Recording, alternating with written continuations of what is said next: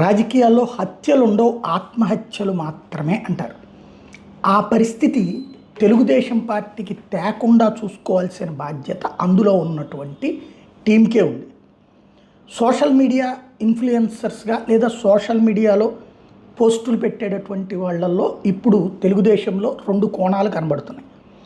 ఒక టీం అమరావతిని వదిలేశారా, కంప్లీట్గా విశాఖపట్నం అని తిరుగుతున్నారు, జగన్ గారు చేసిందే మీరు చేస్తున్నారు, ఇంకా అమరావతికి అన్యాయం చేసినట్టేనా, ఇక్కడ రైతుల త్యాగం ఏంటి అన్నటువంటి ప్రశ్నలతో ప్రారంభించి దాడి చేస్తున్నారు చంద్రబాబు గారి మీద.